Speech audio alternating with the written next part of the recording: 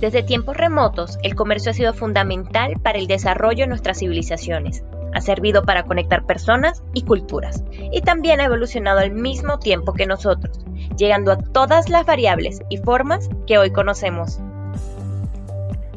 Asimismo, en este mundo caracterizado por el cambio constante y el desarrollo tecnológico, una de estas variables se torna relevante, y esa es la inversión extranjera, que se refiere a las apuestas que realizan aquellas personas y empresas que desean internacionalizarse, es decir, expandir el mercado de sus productos o servicios fuera de su territorio nacional.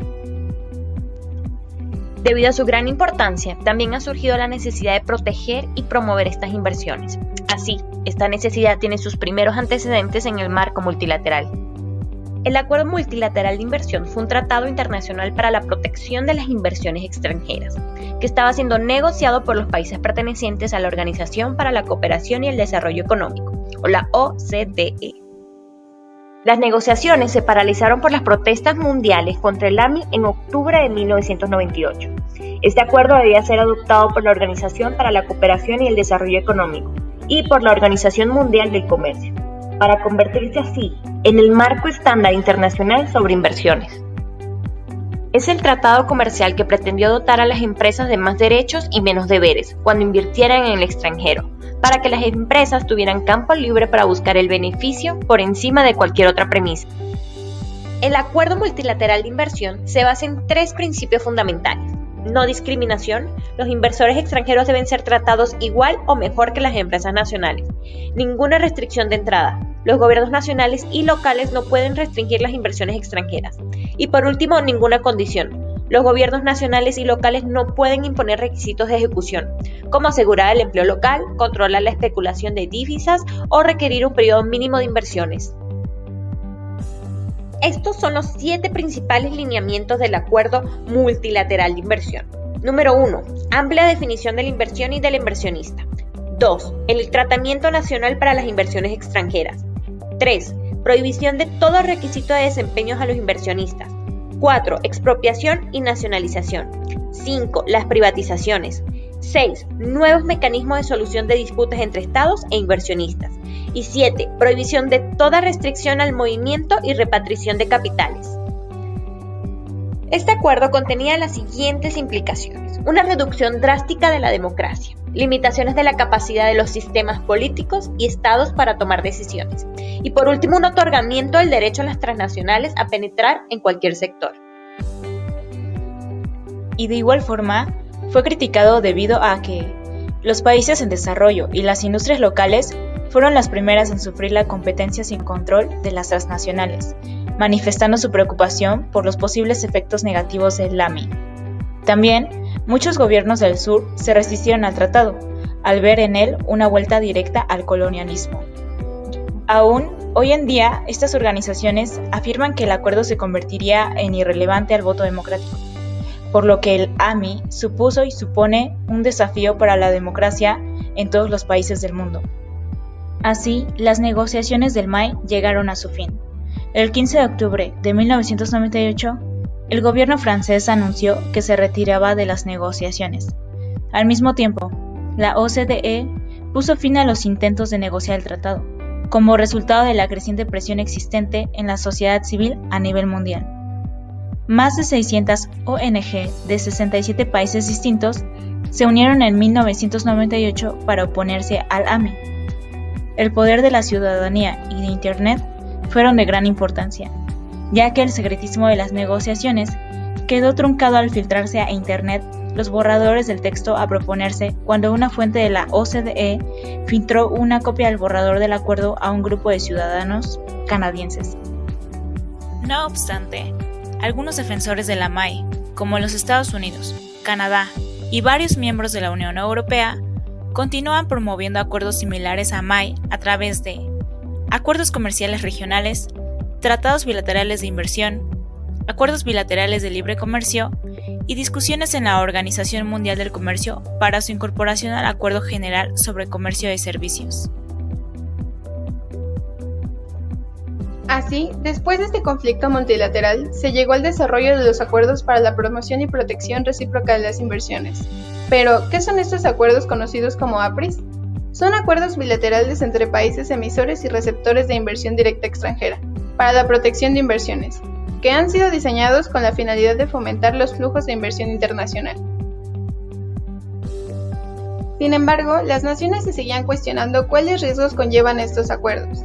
En primer lugar, se contemplan las expropiaciones, es decir, la transferencia de la propiedad privada desde el titular al Estado, mediante indemnización, y a las nacionalizaciones, es decir, al momento en el que el Estado pasa a ser propietario o controlador de bienes o actividades que hasta la fecha pertenecían al sector privado. También se contemplan las pérdidas debidas a conflictos armados u otras circunstancias y, por último, las transferencias de rentas de inversión y de otros pagos relacionados con las mismas. No obstante, aún considerando los riesgos mencionados, hoy los APRIs se reconocen como un elemento generador de confianza para los inversionistas extranjeros, ya que permiten el establecimiento de un clima favorable para la inversión, estimulan la inversión productiva y simultáneamente promueven el desarrollo económico de los países. Así, las disposiciones principales de esos tratados favorecen la existencia de un piso parejo para la competencia, establecen un marco de protección y seguridad para los inversionistas y sus inversiones, garantizan el control de los inversionistas sobre sus inversiones y crean mecanismos alternativos de solución de diferencias. Pero, ¿cuál es la autoridad responsable para la negociación de los APRIs y los capítulos de inversión? La Unidad de Coordinación de Negociaciones Internacionales, a través de la Dirección General de Negociaciones de Servicios, es la autoridad facultada para negociar este tipo de acuerdos. Ahora bien, abordaré un poco sobre la historia de los APRIs. Estos acuerdos surgieron en los años 60, pero no es sino hasta la década pasada cuando el neoliberalismo se arraiga en prácticamente todos los países del mundo, que es cuando tienen un crecimiento exponencial. De esta manera, en tan solo 8 años, es decir, de 1990 a 1998, los APRIs pasaron de ser de menos de 400 a 1726.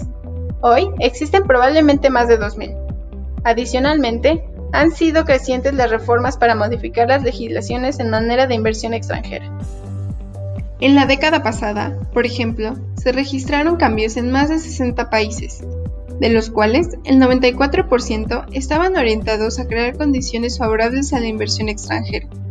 Asimismo, se contabilizaron 1.871 tratados para evitar la doble tributación en beneficio de las multinacionales. De esta forma, en el caso de México, a partir del Telecán, se han incluido capítulos de inversión en los tratados de libre comercio, y de 1995 a la fecha, 29 APRIs han sido ya ratificados por el Senado de la República. México suscribió su primer APRI en 1995, y desde entonces ha generado una amplia red de tratados de esta naturaleza a efecto de convertir al país en uno de los destinos mundiales favoritos para la inversión. Asimismo, México cuenta con APRIs en 3 continentes diferentes: 18 en Europa, con Alemania, Austria, Belarus, Dinamarca, Eslovaquia, España, Finlandia, Francia, Grecia, Islandia, Italia, República Checa, Países Bajos, Portugal, Reino Unido, Suecia, Suiza y la Unión Económica Belgo-Luxemburguesa; 4 en América, con Argentina, Cuba, Trinidad y Tobago, Uruguay y finalmente 7 en Asia, con Bahrein, China, Corea, los Emiratos Árabes Unidos, Kuwait, Singapur y Turquía.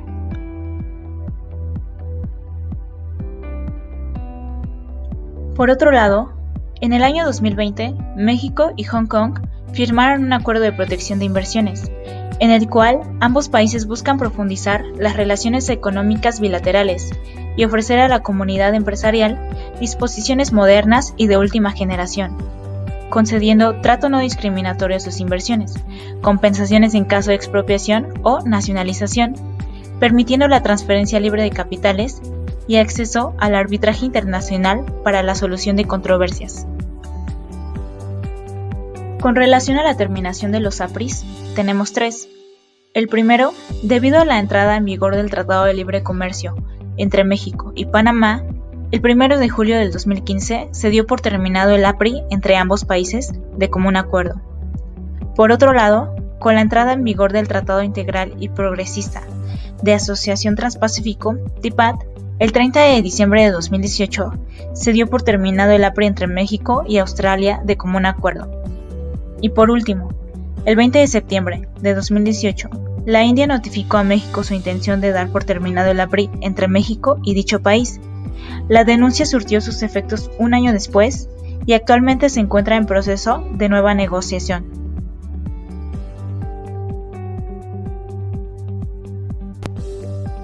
A continuación, algunos hechos sobre los APRIs en México. Ante la incertidumbre que ha ocasionado la pandemia del COVID-19, el TEMEC puede ser fuente de reactivación económica para México, al abrirse la posibilidad de atraer inversiones, que se protegerán con ese acuerdo con otros tratados comerciales y convenios de protección de inversiones. Esto significa para los inversionistas certidumbre al desarrollar proyectos en México, porque lo que tienen los tratados de libre comercio junto con los APRIs es que poseen reglas claras y para México están por arriba de la ley porque están a nivel de tratados internacionales. Finalmente, relacionado a la práctica de abordar la solución de controversias en los APRIs, se tienen los primeros precedentes en los tratados de amistad, comercio y navegación, concluidos sobre todo tras la Segunda Guerra Mundial por las principales potencias comerciales. Estos acuerdos solo trataban la solución de las controversias relativas a la interpretación o aplicación de las disposiciones del tratado, mediante las negociaciones diplomáticas. Hoy en día, los APRIs han regulado de manera más profunda la solución de las controversias entre los inversores extranjeros y el Estado receptor de la inversión, con el fin de brindar seguridad jurídica a las relaciones económicas. Diversas instituciones y convenios han servido de influencia para los estados a la hora de elaborar sus propios modelos APRI, y en específico para la regulación en materia de solución de controversias relativas a inversiones. Destacan, en el marco multilateral, instituciones internacionales como la Corte Permanente de Arbitraje, la Corte de Arbitraje de la Cámara de Comercio Internacional de París y el Reglamento de Arbitraje de la Comisión de las Naciones Unidas para el Derecho Mercantil Internacional, y el Convenio sobre Arreglo de Diferencias Relativas a Inversiones entre Estados y Nacionales de otros Estados de 1965, y, en el marco regional, el Tratado de Libre Comercio de América del Norte. Así, las disposiciones destinadas a regular la solución de controversias en los modelos de APRI tienen dos mecanismos distintos. Uno, para la solución de las controversias que enfrentan a un inversor extranjero y al estado de la inversión, y otro diferente para las controversias entre los estados relativas a la interpretación o aplicación del tratado. Primero, abordaremos el mecanismo para la solución de controversias entre estados, cuyos alcances pueden variar de modelo en modelo, pero que generalmente tienen tres elementos principales. 1. La negociación previa. Algunos modelos establecen la obligación de negociar diplomáticamente las controversias. Otros establecen un plazo único, usualmente 6 meses, que al concluir, cualquiera de las partes podrá activar el arbitraje ad hoc obligatorio, y otros que optan por una mayor laxitud en el tipo de negociaciones o métodos alternativos de solución, es decir, buenos oficios, mediación o conciliación. 2. El arbitraje interestatal ad hoc. Sucede cuando las partes no logran un acuerdo mediante negociaciones u otro medio, en un plazo determinado. Así, bajo la influencia del TELECAN, algunos modelos exigen que los árbitros sean expertos en derecho internacional público, comercio internacional o derecho internacional de las inversiones. Hasta ahora existen muy pocos casos de este arbitraje a causa de un APRI. 3. La regulación de los procesos de arbitraje. Esta regulación se puede acordar libremente por las partes, pero en caso de no hacerlo, suelen confiar la determinación de las reglas a los árbitros elegidos. Otra posibilidad es remitirse a un conjunto de reglas preestablecidas, como las normas de arbitraje, CENUDME y UNCITRAL, ya sea en todo o en parte. Así, antes de pasar al mecanismo regulador de las controversias inversor-Estado, es importante destacar que existen disposiciones para evitar que entre ambos se solapen. Por ejemplo, el convenio CIADI dispone la exclusividad del arbitraje inversor-Estado frente a cualquier otro procedimiento, incluido el arbitraje interestatal. Otros modelos también prohíben que las partes puedan iniciar el arbitraje entre estados si la controversia ya ha sido sometida previamente al arbitraje de inversiones. Dicho esto, abordaremos el mecanismo para la solución de controversias inversor-Estado, el cual incluye 5 elementos principales. 1. Alcance del mecanismo. Este se refiere a precisar hasta dónde aplica dicho mecanismo. Así, algunos modelos restringen el arbitraje inversor-Estado a las controversias en las que un inversor reclame que la otra parte ha violado obligaciones establecidas en el tratado y que dicho incumplimiento le causó una pérdida o daño en su inversión. 2. Condiciones previas. Se refiere a que casi todos los modelos recomiendan una fase de negociación entre las partes antes de llegar a un litigio, con el objetivo de facilitar una solución amistosa. Además de esto, es habitual que se establezca un periodo de espera de entre 3 y 6 meses, pasados los cuales, si no se logra una solución amistosa, el inversor podrá activar de manera unilateral el arbitraje. 3. La elección de la institución o de las reglas de arbitraje. Una vez que el inversor ha elegido el arbitraje, surge la cuestión de saber si el arbitraje debería ser ad hoc o institucional, y, si se trata de este último, de la elección de la instancia que lo administre. Los modelos influenciados por el Telecan permiten que el inversor pueda elegir entre distintos foros arbitrales, como arbitraje conforme a las reglas del CIADI o a su mecanismo complementario, o conforme a las normas del CNUDMI, o, si las partes lo acuerdan, ante cualquier otra institución o reglas arbitrales. 4. El derecho aplicable a la controversia. En la mayoría de las cláusulas de solución de controversias inversor-Estado, se ofrece al tribunal la posibilidad de aplicar distintos elementos interpretativos, siendo 3 los más frecuentes. A. El derecho nacional del Estado de la inversión, incluidas sus normas de conflicto de leyes. B. Las disposiciones del APRI. Y C. Las normas y o principios de derecho internacional pertinentes. 5. El reconocimiento y ejecución de los laudos arbitrales, es decir, las sentencias finales. Cuando el órgano arbitral emite un laudo, su decisión no solo es definitiva y obligatoria, sino también ejecutable. Se asume el principio de buena fe en el cumplimiento de las obligaciones internacionales, por lo que se presume que el Estado adoptará todas las medidas legislativas necesarias. No siempre sucede así, y en tal caso, el inversor puede requerir a su Estado que éste trate de conseguir la ejecución, reclamando por vía diplomática o ante una jurisdicción internacional, por ejemplo, un arbitraje entre estados. Existen 2 nuevas tendencias en la solución de controversias inversor-Estado, y son las siguientes. Gracias a la experiencia en la aplicación del Telecan, los estados norteamericanos han incorporado innovaciones que favorecen la transparencia procesal en relación con 2 aspectos. Por un lado, posibilitando que las audiencias y los documentos procesales sean accesibles al público, y por otro, permitiendo la participación de terceros en el procedimiento arbitral. La segunda tendencia sería la promoción de la economía procesal en el arbitraje inversor-Estado, es decir, dar una solución pacífica y justa a los conflictos con el menor esfuerzo posible de tiempo, trabajo y dinero. Finalmente, en México las inversiones extranjeras están reguladas por diversos ordenamientos legales.